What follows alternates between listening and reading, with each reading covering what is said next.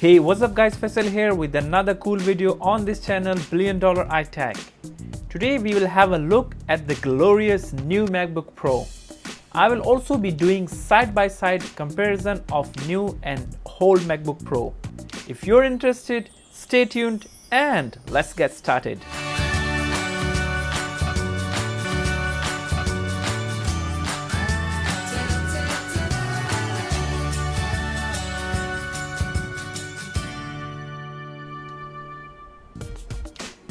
With this generation, for the first time, it's space gray and that's also joining silver, so the box itself does reflect the new darker black color.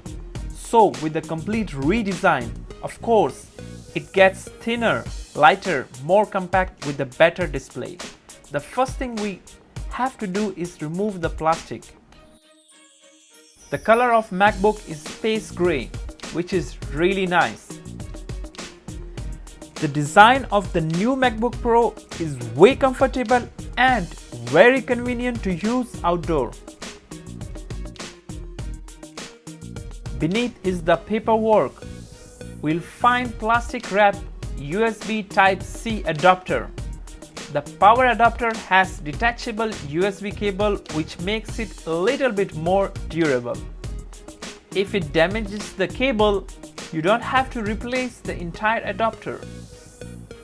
We also get much better specs in addition to the super-sized trackpad, which is almost twice the size of previous model. So the design of MacBook Pro looks like a combination of previous MacBook and new 12-inch MacBook. And it loses lighted Apple light. Instead we have insert Apple logo which matches to the color of MacBook. The biggest news is that it's much lighter than previous MacBook. The new MacBook Pro speakers are completely redesigned. The speakers are much louder with deeper range and much clearer and wider field. In this model, if you look at the other side, all we have is the headphone jack. With this model, we lose a lot of legacy ports such as HDMI, standard USB. On the left side of the new MacBook Pro, you will find two Type-C ports.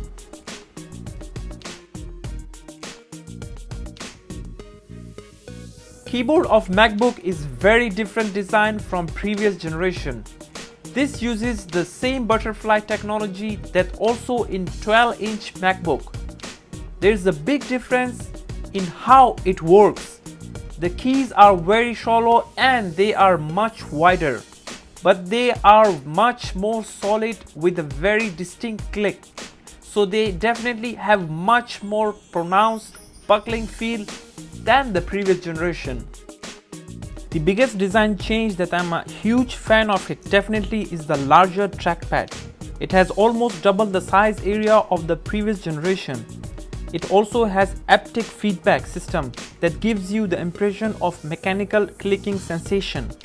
The bigger the better is in my opinion, especially if you're going to do a lot of gestures, and it gives you precise control over everything. When it comes to the display of 13-inch MacBook Pro, we have the same resolution as the previous generation. 2560 x 1600 is good for 227 pixels per inch. It's really sharp Retina display. These displays are much brighter with more vivid colors, and contrast definitely gives display more depth. Now, what you're looking at this is 13-inch version of both 2016 and 2015 MacBook Pro. The new model is certainly a lot more compact in terms of overall thickness and weight. Apple has managed to shrink down the size of MacBook quite significantly.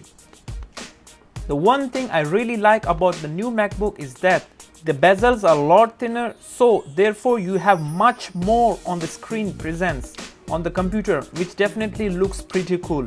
Additionally, internally we have obviously upgraded the CPU and GPU on 2016 model. It comes stock with Intel Core i5 processor, which is dual core chip that is clocking around 2.9 GHz and turbo up to 3.3 GHz. But generally speaking, besides all those things, battery life itself more or less the same when it comes to the web browsing. But we do have larger capacity on the previous generation and add a 74.9 watt-hour lithium polymer battery versus the new MacBook Pro has 54.5 watt-hour lithium polymer battery. But with the new processor and a better overall software efficiency, the web browsing should be comfortable across the two different platforms. As does the ventilation, there is much less obvious ventilation on this MacBook. In fact, if you look at the inside, you will find much smaller grills compared to previous generation. Besides all those guys, that's really it. And now generally speaking, obviously the 2016 will replace 2015 and you will soon enough have no longer option to buy 2015 models of Retina MacBook Pro. But still it's an excellent computer in my opinion. Other than that, thanks again for watching. We will see you later. Take care.